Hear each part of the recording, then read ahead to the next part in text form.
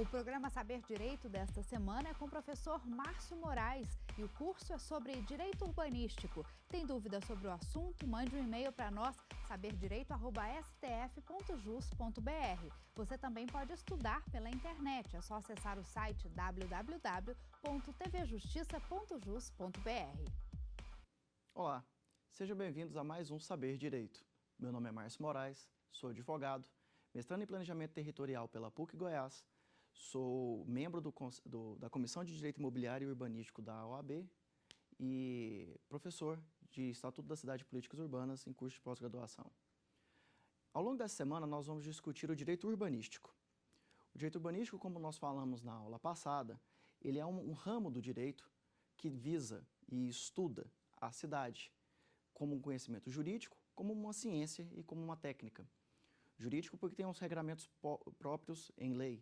Ciência porque ele utiliza também de conhecimentos externos ao direito, como a arquitetura e o urbanismo e a engenharia, para agregar os seus valores e estimular a sua aplicação. E como arte, porque o objetivo principal dele é fazer um desenho da cidade de modo que ele seja mais conveniente, bom, prático e útil para a população.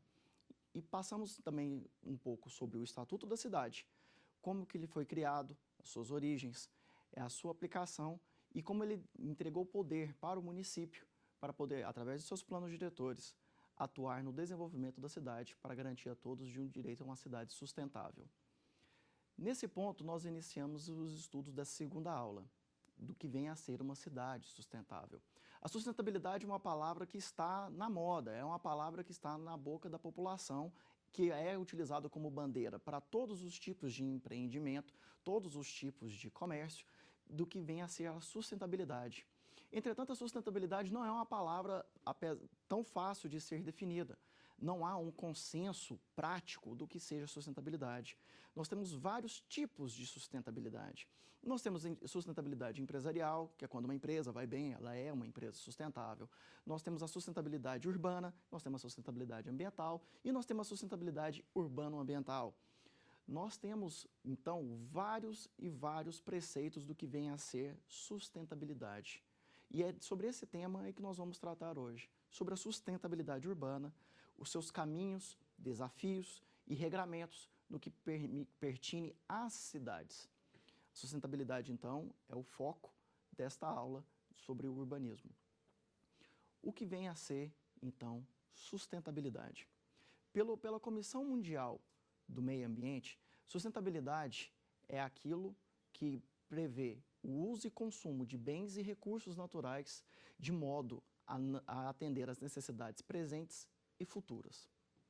Então, novamente, pela Comissão Mundial do Meio Ambiente, sustentabilidade é a utilização de recursos naturais de modo a atender às necessidades presentes e futuras. Um conceito similar a esse foi tratado também no Estatuto da Cidade. Pelo Estatuto da Cidade, é entendido como uma cidade sustentável aquela que pode fornecer aos seus munícipes, aos seus cidadãos, terra, moradia, saneamento ambiental e infraestrutura urbana, de modo a atender às suas necessidades presentes e futuras. Novamente, cidade sustentável é aquela que pode fornecer aos seus cidadãos direito à terra, à moradia, saneamento ambiental e infraestrutura urbana, de modo a atender às gerações presentes e futuras. Nos dois conceitos, nós vemos uma similaridade de entendimento, que é o atendimento, utilizando-se de recursos naturais, para atender à demanda emergente, à demanda presente e à demanda futura, uma demanda ainda em expectativa. E esse é o grande conceito da sustentabilidade, a utilização parcimoniosa de recursos naturais, de modo a atender a necessidade do agora para a necessidade do futuro. E, então, nesse sentido, se convergem. E como que nós podemos garantir que os bens utilizados pelas cidades hoje não serão esgotados para a cidade do futuro? Neste momento, então, nós estamos presentes da necessidade de uma legislação que vise esse uso regrado. Quer dizer que nós vamos limitar o uso do presente? Talvez. O que nós temos que permitir é a utilização dele de modo a que não prejudique o futuro. Se o uso abundante dele não prejudicar o futuro, não há por que regulamentar, não há por que regrar. Se o uso dele, contudo, for limitado, for um bem escasso, nós podemos sim ter uma diminuição da sua utilização agora para garantir que não falte este bem do futuro. Por exemplo, a água potável. A água, ele é um bem que está em decadência, em decrescente. Em decadência no sentido de utilização. Nós temos um nível cada vez menor de reservatórios. Então, podemos chegar a determinada situação que o uso da água será regulamentado de forma a ser restrita. O ar, hoje, é um recurso natural que ainda está em abundância. Nós temos um ar, quantidade de ar puro, suficiente a não termos nenhum tipo de regramento sobre a sua utilização, de evitar sair, de evitar utilizar carros para terminar de poluir o ar, ou seja, nós vamos ver as situações em que nós temos que regulamentar e regrar o uso de algum bem natural e daquela situação onde que o uso e o bem natural ainda não necessita de tamanho regramento. Visando, então, a garantia do não esgotamento desse bem, nós vamos ver como que vai ser a sua utilização no meio ambiente urbano. O meio ambiente urbano, muitas pessoas não admitem essa nomenclatura. Ou é meio ambiente, ou é meio urbano. Meio ambiente urbano não poderia, então, coexistir. Só que o meio ambiente urbano é, sim, uma terminologia correta, sim, uma terminologia que deve ser utilizada. Existe o meio ambiente natural, que nós vemos principalmente nas regiões, nas áreas rurais das cidades do país, e nós temos aquele meio ambiente urbano, que é utilizado dentro da cidade. Nós temos parque, nós temos bosques, nós temos pássaros, nós temos animais, que têm a convivência urbana, que fazem parte do meio urbano. Nós temos rios urbanos, nós temos lagos urbanos, nós temos estruturas naturais urbanas, que apesar de conviver em um meio transformado, em um meio artificial, chamado assim de meio artificial, que são as cidades, não perdem a característica de compor um meio ambiente. E esse meio ambiente urbano? O que é? O meio ambiente urbano, para nós, para fins do que nós vamos tratar aqui ao longo da semana, são as cidades. E o que são as cidades? É o conglomerado de pessoas e edificações. Vamos entender então dessa forma, que o meio ambiente urbano trata-se das cidades e que as cidades tratam-se de uma aglomeração de pessoas e de edificações. Então, para regulamentar as pessoas e as edificações, nós temos que ter uma legislação para obrigá-las. Nós vamos ter, então, ter uma legislação urbana de caráter ambiental, ou legislação urbano-ambiental. Nela, vai se obrigar aquelas pessoas e aquelas edificações a atenderem a alguns comandos de modo a não ocorrer o esgotamento do bem natural, como nós vimos.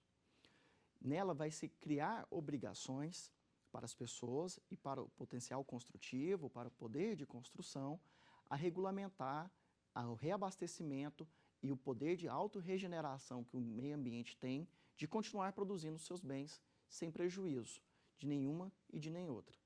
Seja o prejuízo urbano, habitacional, de estrutural, da necessidade que as cidades têm de crescimento, com a necessidade de se manter o meio ambiente. O que visa, então, essa legislação? Ela visa falar que para construir, você tem que ter um índice de ocupação X, você tem que ter caixas de perfuração do solo, de modo que as águas da chuva possam reinfiltrar nos lençóis freáticos. Você não poderia desmatar determinada área, ou se desmatar com a contrapartida de reflorestar determinada região.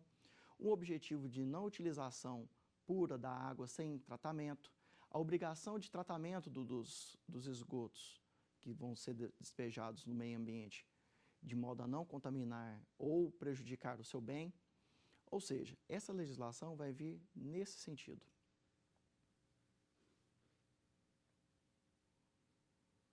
E quais são os tipos de situações que nós temos que danifica o meio ambiente? Nós temos algumas. Nós temos aquelas situações que o próprio desenvolvimento da cidade vai danificar o meio ambiente, que o consumo de produtos e serviços vão danificar o meio ambiente, e a destinação de resíduos também. Como que o desenvolvimento pode prejudicar o meio ambiente? Com as expansões das cidades e a dispersão das construções, nós vemos que maquinários, produtos, fumaça, dejetos construtivos, acabam muitas vezes por danificar o ar, o solo e as águas. E é isso que o desenvolvimento acaba danificando o meio ambiente, além da questão sonora. Porque quem já não ficou do lado de uma construção e o barulho de caminhões e betoneiras atrapalhando? Essa poluição também ela é considerada como um dano ambiental. Esse é um dos tipos de dano. Um outro dano que nós temos é o dano de consumo. O dano de consumo ele fica circunscrito não só à utilização de produtos, da utilização de petróleo para poder fazer o plástico, mas principalmente como nós vamos fazer o descarte destes produtos. E o descarte do produto e a sua utilização é um problema urbano. O descarte gera lixo, e o lixo deve ser depositado em algum lugar específico da cidade. E esse lugar específico da cidade deve ser tratado de modo a que aquele dejeto e aqueles resíduos não danifiquem os lençóis freáticos da cidade, não danifiquem o seu ambiente, que deve ser tratado, que deve ter uma pressão sobre o seu lixo de modo a coexistir com o ecossistema local. Ou seja, a questão do consumo é uma situação importante e preocupante para todas as cidades, que ela deve ser sempre bem analisada de modo a fazer a continuidade da sustentabilidade urbana.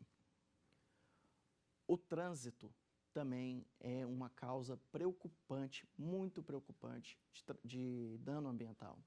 O transporte, além de todo o consumo que já gasta para poder fazer o carro, pneu, gasolina e etc., ele por si só provoca algumas situações que geram o dano ambiental. São elas o próprio trânsito, os congestionamentos, o estresse. O estresse é um dano ambiental que nós devemos nos preocupar, mas estresse, dano ambiental, estresse não é um dano ambiental. Não, mas ele é uma causa de... Quando a população está estressada, ela tende a agir de modo que quem vai sofrer é o meio ambiente. Ela acelera mais o carro, ela joga seus resíduos na rua, ela buzina, gerando dano ambiental sonoro, ela dá pisca-alerta, que dá poluição visual, ou seja, o trânsito é um potencial causador de poluição. E o trânsito é uma das principais matérias do urbanismo. Gerir o trânsito, de como que ele é feito, é uma das maiores preocupações que nós temos hoje. Para evitar, portanto, essa danificação ambiental, o direito urbanismo acaba fazendo alguns regramentos, que nós vemos por aí as cidades brasileiras. Força-se a fazer coleta seletiva, incentiva-se a população a separar seu lixo entre reciclado e não reciclado, metais, vidros, papéis, orgânicos, etc., e bens não recicláveis. Nós temos campanhas municipais, estaduais e federais em prol da reciclagem. Nós temos rodízio de carros em algumas cidades, pega-se determinado final de placa e permite-se que ele conduza em determinados dias da cidade, outros vão ter que ficar retidos. Ou seja, são situações e uma legislação urbana ambiental que visa justamente a diminuição e a redução de gastos de bens naturais, de modo a preservá-los para atender a nossa necessidade, mas principalmente também atender a necessidade do futuro. E esse vai ser sempre o foco do que nós vamos tratar hoje. Preservar o bem agora para poder mantê-lo também no futuro.